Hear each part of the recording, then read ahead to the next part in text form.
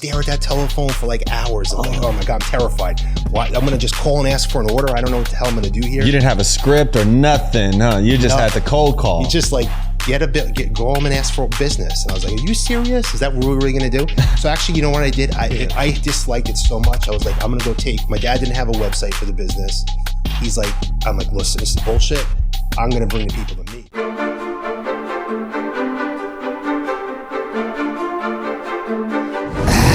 Welcome to the Flipping Tables podcast, where we challenge limiting beliefs and flip the tables on perspectives that may be holding us back. I'm your host, Tany Mujikwa, and today I have a really special episode. But as always, before we get started, if you do like anything I have to say, hit this little button I'm holding right here. And if you really like it, right below, I want you to comment in one more favor. Subscribe. That way you get alerts every single time we have a new episode that comes up. That being said, before I introduce my guest today, you know this segment, mental health check. Brandon, how is your mental health this week?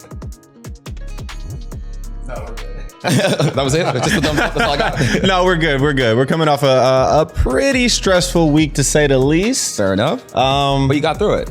We got through it. We got through it. How about you, Tany? Honestly, if I was any better, I'd be worried. Yeah. It's been a really awesome week. Learned a lot. So today's guest, I am totally going to butcher his last name, but I'm going to try it anyway. This gentleman is literally the definition of what can happen or how your life can change when you simply just change your mindset. I went in, as always, completely blind because I've heard so much about him. I was trying to close my ears as much as possible to not get any information so I could ask the questions that you folks would ask. So without further ado, I'm not even going to introduce him. I'm going to flip it. So, Stephen, when you go to a public place, right, and you're networking, how do you go about introducing yourself? How do I go about introducing myself? Yeah. All right, great question. So, hello, everybody. My name is Stephen Lagomarsino, and I'm president of a company, amazing company, TRC Electronics, and we supply businesses in the electronics industry with the power to succeed. I like that. That was really good. You get a studio applause. Brandon, can I get one of those? That's awesome. Reason why I asked that is I've always struggled in the past with networking, and it might actually be a mindset belief, right? But I've kind of flipped that a little and put myself out there a lot more. Right. So the hardest thing I guess the thing I've had trouble with is what one of my mentors calls the XYZ statement. Okay. I'm this person, I do this, and I help people do it by doing this, right? Right. XYZ statement. And I feel like every time I go out sometimes, like it changes a little bit. Okay. Like it tweaks. So I don't know if it's supposed to stay there or is it kind of just fluid? Like for you, is it always that same greet or does it change periodically? It might change in the setting I'm in. Okay. It could change a little bit. But, for me, that's the mission of the business that I lead. And if someone's curious about learning more, they're going to, oh, that's interesting. Can you tell me a little bit more about that? But if they, they're not really interested, then they're just going to move on. Okay. As opposed to just giving them this long, drawn out story, so we get right to the point. And I'm really talking about something that I'm making an impact, and we take it from there. But if, depending on my audience, obviously I'm not going to, if I'm meeting my children's friends, I'm going to have a little bit different introduction. So modify it just a little bit there. Yeah, a little bit. Oh, that's awesome. So what is TRC? Walk me through. What is TRC in general?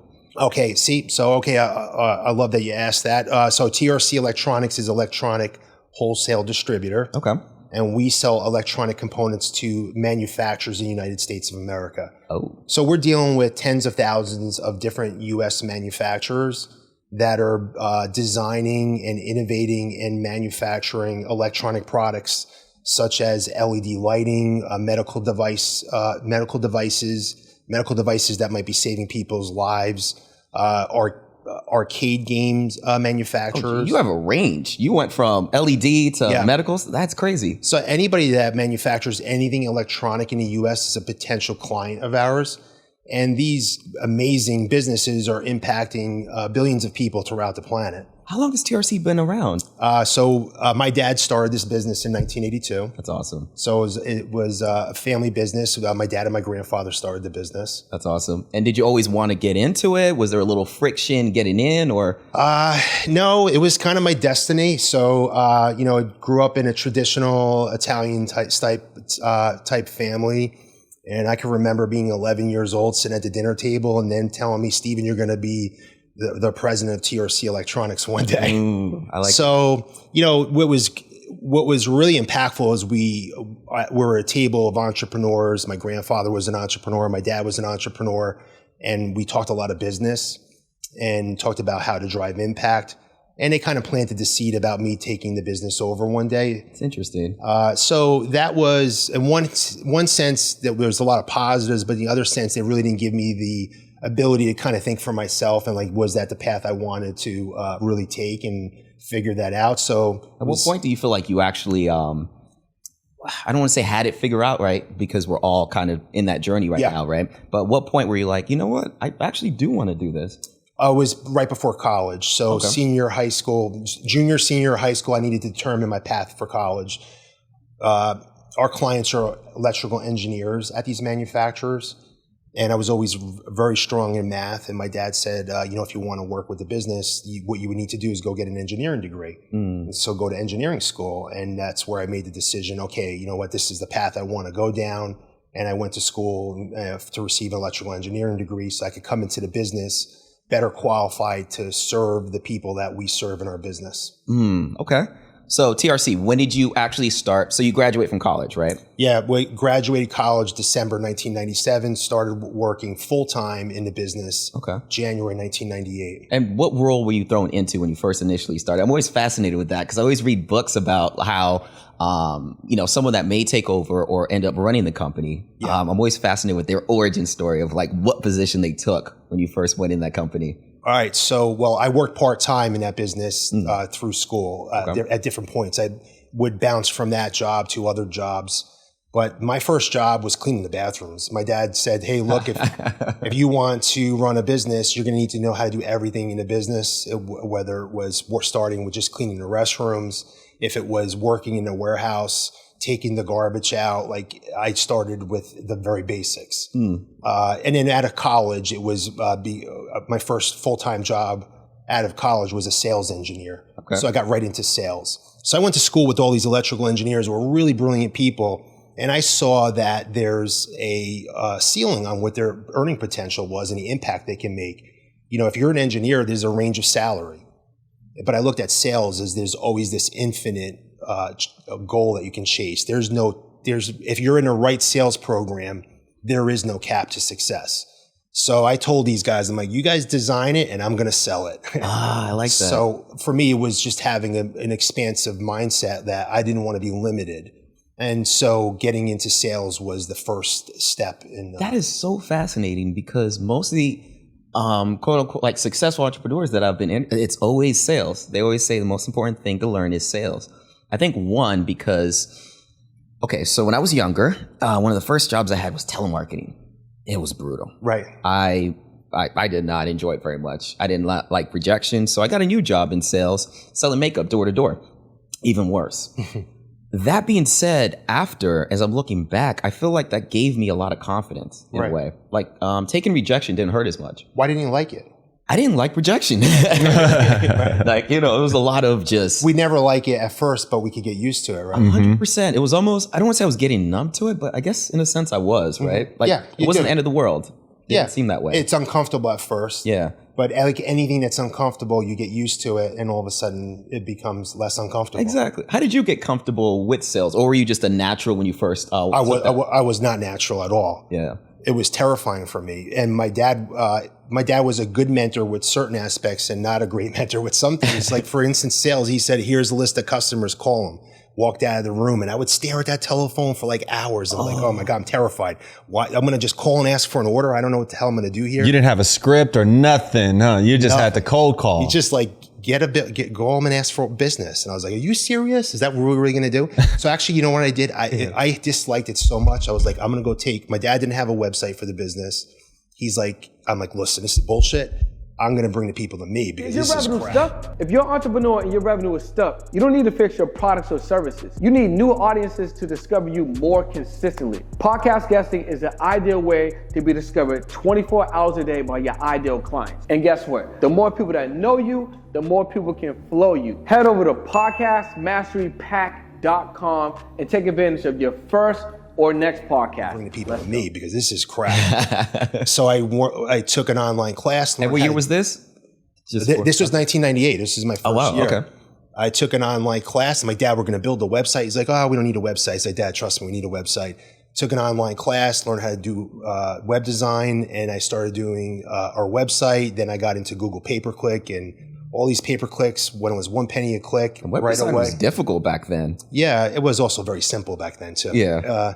But we got into that, and then all of a sudden we became like more national, and all these leads are coming in, and I didn't have to make those calls anymore. So that's really, you know, I kind of outsmarted it, I guess, a little bit. But eventually you got to make those calls. 100%. That's awesome. So you just change it to inbound. You're like, I can't do this all day. Like, I'm not going to keep. It wasn't calling efficient everybody. because we were only a few people in the business at the time. Yeah, 100%. How do you feel about the quote? I've heard it from my friend the other day, and I've actually been giving it thought. It was like, if you want to find the most efficient way to do something, you have to find the laziest person to do it. And I thought about it. I'm like, yeah, but like every time, it's like, I mean, for the most part, it kind of works. How do you feel about that quote? Yeah, I have a big problem with lazy. Tell me about it. Yeah, I just have no respect for lazy anything though. So I don't think I respect that opinion, and there's something to it, but it's just about working smart. You know, and everyone's always, you have to be careful today because everyone's trying to look for the easy way out. Mm-hmm. And you got to, as a leader especially, you got to be so careful with your messaging because they could be really taken the wrong way. You first got to learn how to work hard and have great work ethic, but that can only take you so far that you've got to complement that with really learning how to work smart. And it's just slippery slope with people today because everyone's looking for the easy, the 4-hour work week, you know, like these things, you're going to be a millionaire. It doesn't work that way, you know? So you just got abs. Yeah. Like if that person has great work ethic but they can find a lazy way, sure. But you got to be careful because they're going to look for shortcuts. 100%. If they're lazy, they're not going to do it the right way. They're going to look for the easiest way. So you got to be careful. I'm glad you said that. And I've asked this question maybe a few times in the podcast. I'm going to ask you because I want to get your feedback on it. All right. What's more important between these three? Right? Okay. Work ethic, skill set, or network? Whew. I say work ethic because you could develop both the others with work ethic. I like it. Because you're not going to get a network if you don't work it. Yeah. You got to work to get a network.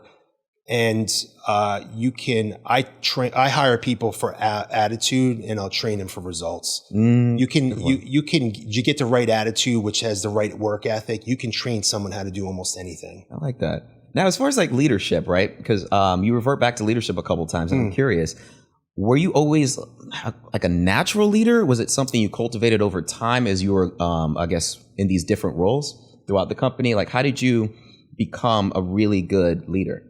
Leadership I always felt like I was never going to be the follower. I was always going to be the leader. So there was a part of me that always instinctively led, but we're not born leaders. I think some people have the ability to learn leadership better than other people, but leadership is a skill that's truly developed, and you've got to really work to develop that. And it takes a lot of sacrifice, and you need to be in leadership for the right reason. If you're self-serving, you're not going to be a great leader. A leader exists to serve the people they lead. Yeah. So you have to be self first and take care of yourself so you can take care of others you lead, but you can't be selfish when you lead. I gotcha. Now, do you think there's a certain personality type that does well? I don't know all the personality types. I do know the colors though. And I'm sure you're going to tell me any second now who it is, but they essentially kind of divided everyone in like 4 different colors. They're red, green, blue, and yellow. Red are like the alpha kind of type. Yellow, caring, green being more analytical. Okay, or you could talk like at the R3. It could be like driver, influencer, analyzer, stabilizer. It's similar type of thing. The 4 quadrants. Yeah. So they all would work. It's just about self-awareness and how you communicate. So you could be any of those. And you're going to have strengths and liabilities no matter where you are. So I'm a driver, so I go. And so that's positive in the fact that I'm going to drive things, I'm going to get things done. But it could work against me because maybe I'm not going to be, if I'm not aware of this, I might not be a great active listener. And I might not take the time to say, hey, Tany, I heard you, what I hear you saying.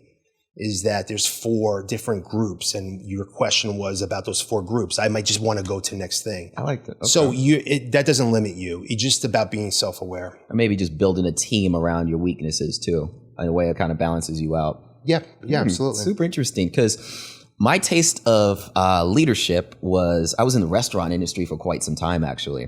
And I went from being a bartender to a bar manager. Okay. I thought it's really cool. I've got responsibilities. This is awesome. Was the hardest transition I've ever made in any management role, because one, everyone saw me as a quote unquote buddy. Okay. Right. So it was like, I would let them get away with things, or they would see it from that perspective. My perspective was, you guys should be helping me out because we're friends, right? No, they took advantage of it every single time. And I remember the general manager at the time was actually the one that first got me into reading books. There was one book by, I think it was Jocko Willink, that he wrote. And there was another one, I forget the name, it escapes me, but it was, it just gave you a different perspective on how to lead from the front. And that it's not that you have to be perfect around people, but you can't ask people to do the things that you wouldn't do. It was like the biggest message I was getting from there. So what actually helped me to become a better leader in that space was really leading from the front. Right. Like if something happens, for example, there's this terrible thing where someone just pooped like all over the bathroom. All right. I had, some people that could clean it, right? I had the dishwashers there. Now I'm thinking, lead from the front, lead from the front, lead from the front. It was bad. I actually went into the bathroom with gloves, started wiping it down. They saw me, and they all came in and started wiping with me. And I'm like, that's what they meant. Yeah. It actually mean. Have you had any experiences like that where maybe something you've read where you actually see a real life example of it, like just right in front of you, like, wow, this actually does work? Something that I read, I could think of so many things, but one would come to mind, our leadership, John Maxwell. So John Maxwell really has had a lot of influence on me. So one of his books is the 21 Irrefutable Laws of Leadership. I think that's how the exact title. I might be a little bit off, but one of the laws he has is the law of the lid. And the law of the lid is basically when you as the leader are the lid of the people you lead. So I can watch and I know that whatever team is reporting to a particular leader, no one is going to develop beyond them. You don't have the ability to, if you're an 8 in a particular category, how can you develop someone to be better than you, right? So yeah, I've seen that happen, and that for me, that's been inspiring, because I know I'm going to limit my people, or they'll leave me because, hey, you're my lid now. You're not growing. So for me, that's been inspiring to just keep growing and developing, because I keep wanting to raise that lid and raise that ceiling for the people that are following me and I'm influencing. How self-aware do you have to be though? Because now, as you're saying it, I'm just thinking to myself, am I really reflecting as much as I should sometimes? I mean, how often, or what do you do to be more self-aware? Are you doing yoga? Are you doing meditation? Like, what are you doing to be able to? No, therapy. Yeah, a lot of therapy, 100%. Right? So that's been really impactful in my life. And it's something that more people should consider. Like, you want to have that self-discovery of yourself and explore like who you are. That's for some people that works, but also just getting in a room with people that have accomplished bigger things than you and being around more impactful people, you realize really quickly, how like little you are, or how little you've accomplished, or how much further you can go than you already have when you're around people that are achieving so much more. So it's so important who you surround yourself with, and how do you reach up. And when they're going to let you in if you're reaching up and you're actually learning and you're implementing what they're doing and you're aligned with them. And that's what I do. I'm a great student. I'm very coachable, trainable. I've always had that ability. And, look, everybody's got imperfections. There's always room for improvement. 100%. That is interesting you said that. I remember, I think it was definitely Jim Rohn. He was talking about how he met his mentor, I believe it's Earl Schultz. Earl Schultz, can't even pronounce it correctly. But he was essentially saying, if you have a mentor, what makes them really energized about wanting to help you is if they give you information, you just execute on it immediately. That excitement alone is like, oh, okay, I really want to do it. And I hear a lot of people that actually struggle with finding or keeping, quote unquote, like a mentor. But I really tell them it's that simple. It's just execute on whatever they give you. You're going to be just fine. And to the point before that you had, why do you think therapy is so taboo? Because I said it maybe 2 years ago. I was like, I'm going to do therapy. Everyone looked at me crazy. Like, are you okay? Like, no, we can talk about, like, just if you need me, just call. I'm like, oh boy, this is really bad. Why do you think therapy is so taboo? I think most people view it as a weakness. You need therapy, then you must be weak. But if you can acknowledge that, hey, I could use a little bit of extra help to identify some things because, some trauma is resurfacing in my life and it's making my life more difficult than it seems it needs to be, and that you seek help. I think the most important thing you could do in life, and not just this, in this aspect, is ask for help. Yeah. How many people refuse to ask for help? And if you can give it a shot and at least say, okay, yeah, that worked or that didn't work. I just think that people look at it as a weakness. 100%. And I think it's stronger to admit that you've got an opportunity versus just, be embarrassed or not wanting to admit a vulnerability you might have in your life. Gosh, you're really mature. I like that. That's awesome. Yeah, that's a very mature response. It's probably the best response I've gotten, actually. No one really breaks it down as far as that. It's like, I don't know. Yeah, I mean, for me, it's worth it. So that was more impactful to me than going to college. Really? Yeah, I mean, like what I learned in college in 4 years versus doing that. Tany Mujikwa, your podcasting ally. Have you ever felt that podcasting is a logistical nightmare? It's not all the glamour and deep conversations. You're nodding, aren't you? Coordinating with guests, handling the technical stuff, editing for hours on end. And when you've done all that, there's that daunting task of getting your podcast across multiple platforms. Overwhelming, isn't it? But hold on. What if there's a way to make podcasting painless? Introducing Podcasters on Demand. It's like having a dedicated remote podcast producer at your fingertips, ready to handle all your needs. Wherever you are, wherever your guest is, we've got you covered. We'll take care of all your audio and video editing. You get to focus on what you do best, creating engaging content.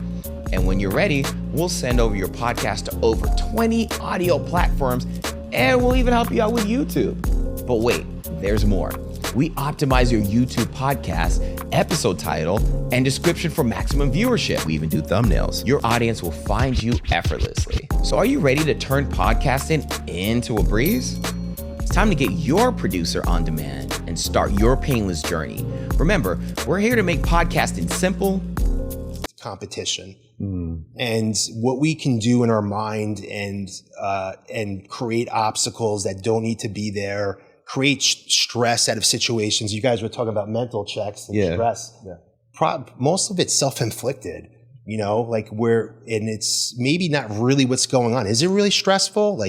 Or is it just is this just reminding me of something that happened earlier and I'm re-experiencing a past event, right? That's now making it stressful. Because when I can isolate that, I realize, this is really not stressful.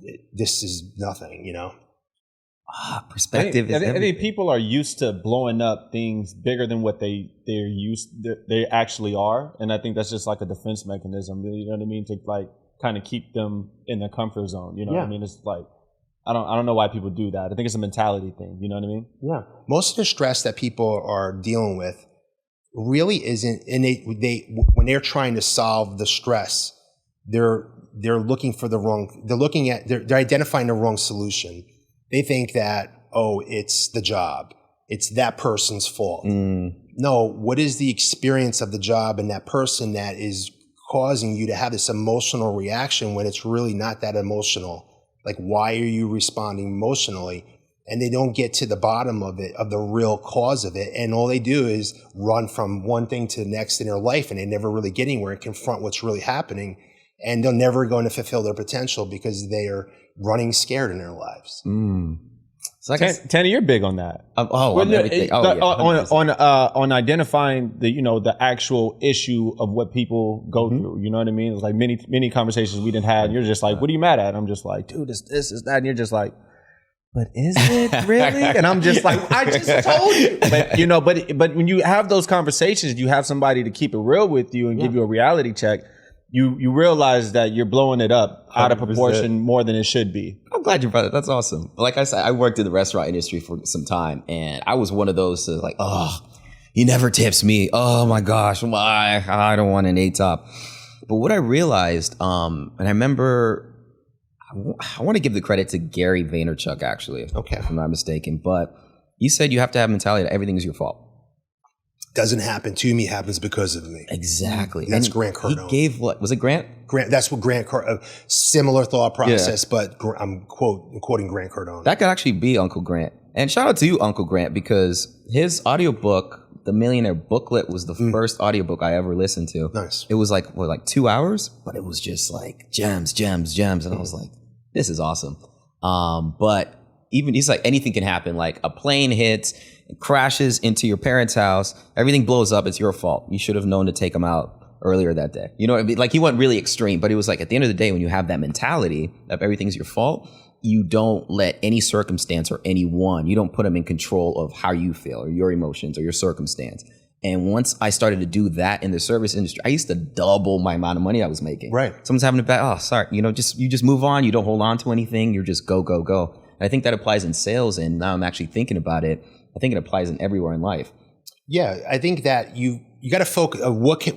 So my approach to that is, what can I have controlled and what couldn't I have controlled? Okay.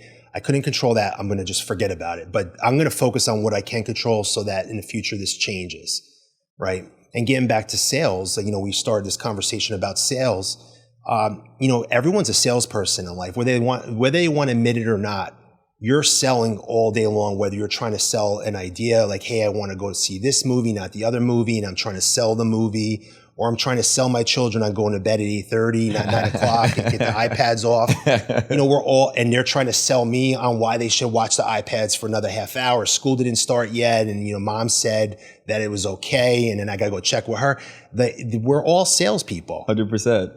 And so that's a skill we all have to have. So, getting into sales, I needed to learn that anyway. What do you feel like there's, I think it's getting better, but there's still some type of negative connotation, behind sales in general. Definitely. Like you're being too salesy. Right. What do you think that is? I think what you're saying is like, it's almost, if you're being salesy, it's disingenuous. Exactly. It's almost like you're trying to trick the person into buying it. Number one thing I learned in sales is that you actually have to care about people, and they have a problem, you have a solution for them. That's sales. You know what I mean? So the minute you start getting away from, I'm trying to help you, into I'm trying to make $1, it's done. You know what I mean? Yeah, you're 100% right. I'm totally agree with what you're saying here, because we notice and we preach in our business, the best salespeople really care about helping the client. Like they're really concerned with that. They're genuinely curious about what the problem is and what they can do to help them. 100%. And the salespeople that struggle are the people who really are in it for themselves and they just want to make a paycheck. Yeah. So, my approach with salespeople is I'm just reading whether they getting information. Are they curious about what my problem is and selling me the solution, or are they just trying to sell me? Yeah. That's interesting. Do you ever listen to any Alex Hormozi? I do not. Okay. He has an interesting approach to it, and it's kind of the same way that we're speaking about. You just have to care. His approach is that you have to literally replace the word sales with helping. Okay. It was like, it just simplifies everything and it gets you out of your own way, because it's like, all right, I'm helping this person find a solution. That's why they came here. I'm helping them with this. I'm helping. You're not selling them. Just say help. Right. It's like once you get that mentality, like that brain will start to switch a little bit. Yeah. And I was like, that's an interesting take on it. And it actually makes 100% sense. You know what I mean? Because when I first started sales, I used to drop the price to make the other person feel better in some kind of twisted way. I'm like, I'll give you a discount. But I'm actually looking back. I'm like, why did I feel that way? Right. Yeah, I don't know. I'm assuming there's probably some type of conditioning, and I can't pinpoint exactly where it came from. Right. But sales was just always looked upon, or we viewed it upon as just like disingenuous, I guess, in a sense. Yeah. So I find that super interesting. Sales for you was always just... it was something I developed, I learned, and I became very good at it and successful at it, and was able to duplicate it with other team members in the organization. And because I committed to it. 100%. All right. So I'm going to flip the tables. I see what I did there? Because the podcast is called Flip the Table. He gets it. I'm going to get some practical information for my people out there. So, for example, if someone wants to get into a corporate job, for example, from industry I came in from, right? Restaurant industry. They're sitting in front of you, application there.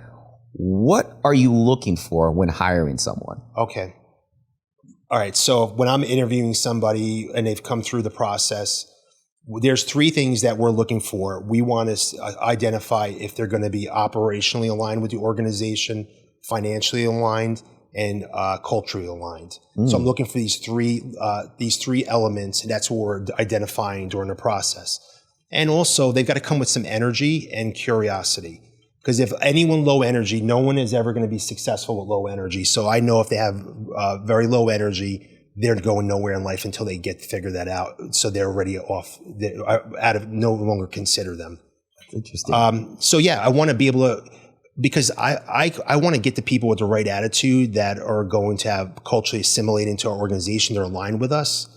And also, depending on the level of the job, if it's entry level, the operational and the financial is a little bit less important. But if they're coming in at a higher level, well, then I got to make sure that they align with the operational skills they need and they understand the financial impact of their role. Do you feel like it's easier to elevate someone from within or bring someone From within? You think so? Yeah. Why is that? You answered really quick. So yeah, it is. It just is because you especially like you think about leadership positions. You're bringing people into leadership.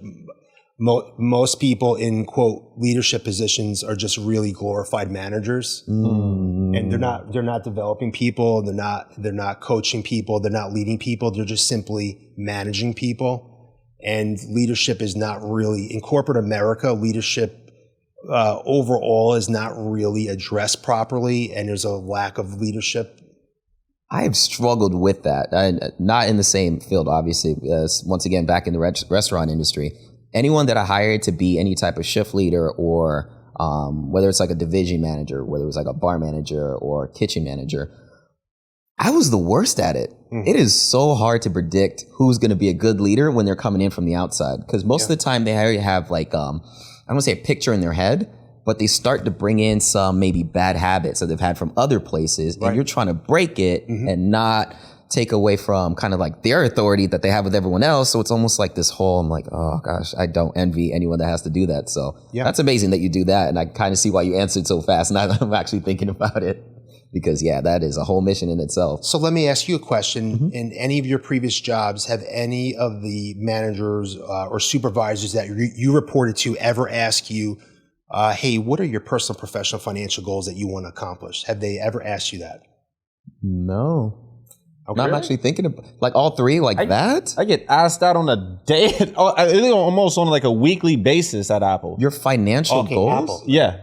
They're very progressive though. They're always asking, hey, what are you trying to do? Where do you see yourself in this company in like 5 years from now, or 10 years, next month? What are you trying to do with us? So think about this. Yeah. If my job, if my most important responsibility as a leader to you is to help you win, and I don't know what winning looks like for you, how could I ever lead you?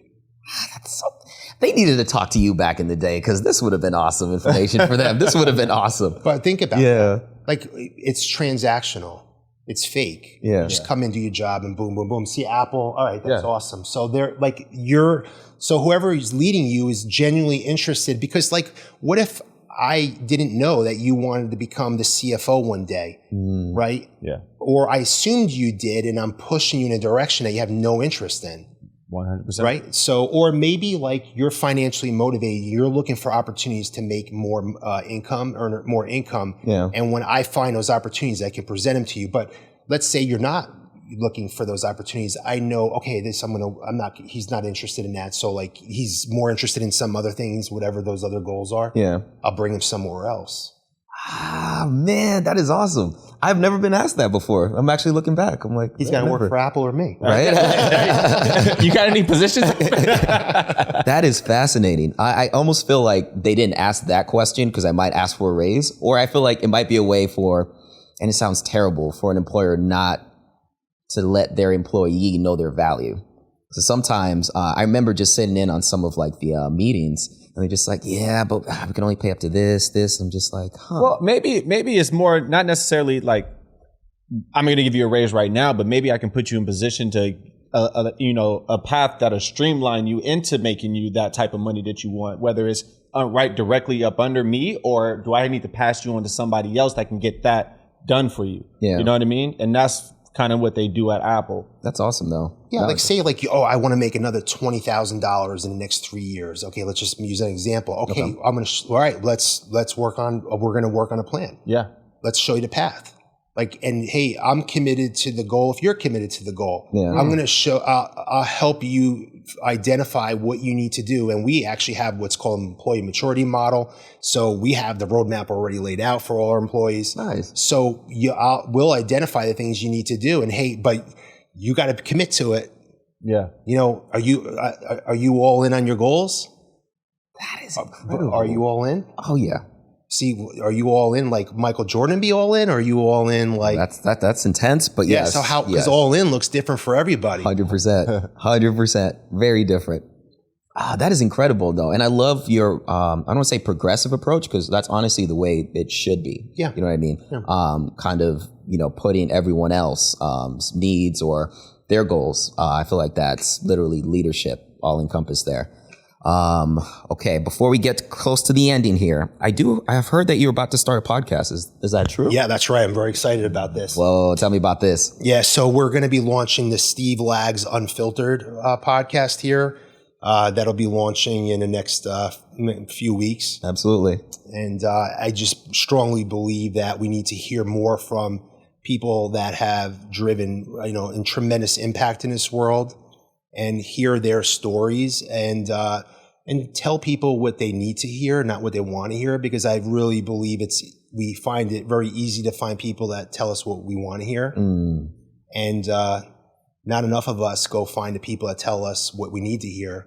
And, that really comes down, for me, that's been in the form of mentors. But I want to get that message out there because it's really not being driven properly, like in the mainstream media or into society. That is awesome. Have you always been comfortable having uncomfortable conversations? No, that's something you work on and develop. Like, no, 100% no. When I first got into business, I'd have a panic attack about a person with a one-on-one. That's awesome. But that goes to show you, like, if you have a growth mindset, it's not fixed. Anything can be developed and changed. I like that.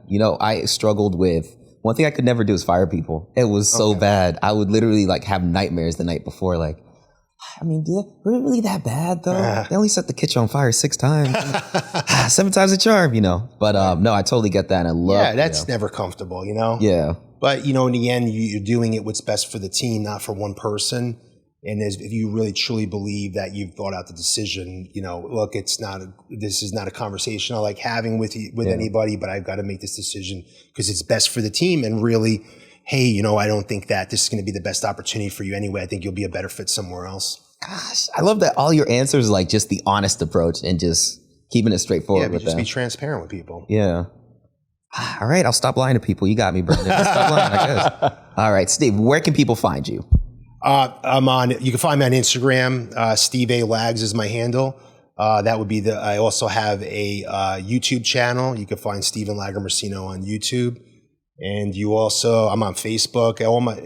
You can find me on all social media platforms. Absolutely. Now, before we wrap up, I do have one question, but I always give Brandon the opportunity to ask a question. He's been getting giggly over here doing his homework. So, Brandon, are you ready? Yeah. Brandon, what is your question? Okay, so my questions always come in like a 3-part question. Okay. All right, just time out a second. Just ask me one part at a time. I got you. Okay. So earlier in the episode, you were talking about, you're a great student and you recently just mentioned that you have tons of mentors. Yes. So, as being a student and a mentee, has any of your mentors ever given you the hard truth? How did you receive that feedback and what action did you take to fix or overcome it? Right. I actually ask for the hard truth. Like I'll ask for it. So Grant Cardone, Brandon Dawson, both these guys have been really impactful mentors for me. Spent a lot of time with these guys and especially Brandon. He's amazing as man. And I'm like, Brandon, just tell me what I got to do, man. Just tell me my blind spots.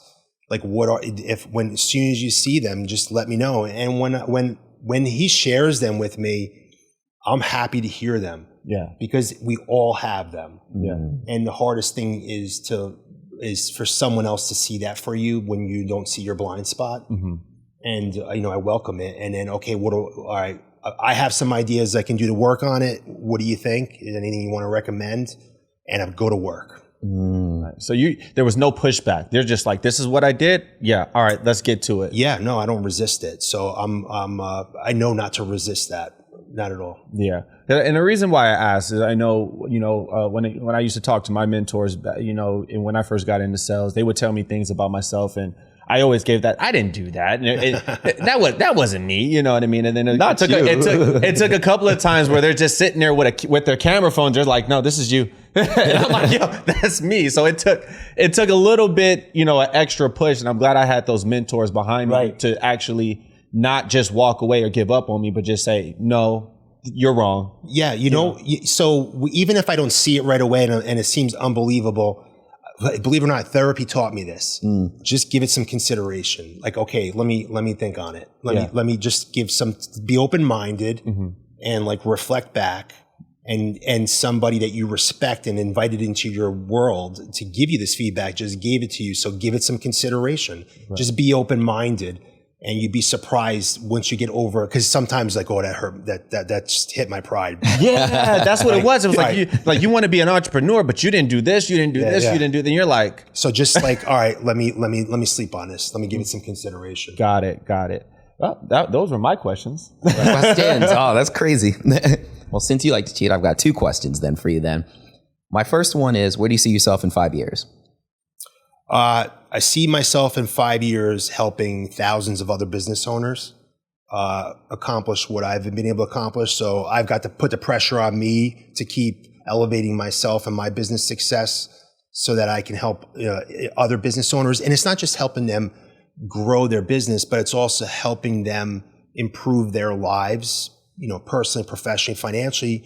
And really importantly, helping them change the trajectory of the people's lives that work in their business and make a really great impact. Because the way you can impact people, one of the best ways to impact people is do it through businesses, because businesses connect to so many different people. 100%.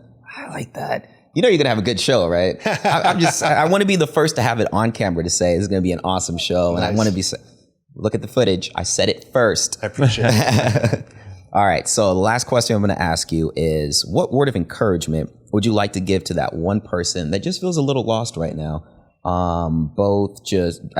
Just professionally, just doesn't know what to do with their lives, or doesn't feel confident enough that they're not good enough to be able to do it. What word of encouragement would you like to leave that person? Yeah. So your confidence is not set in life. That's something that you can grow and develop. That happens for all of us. It's a natural thing, and we all hit these moments. And I would just encourage you to seek your purpose. Like, what's your true purpose?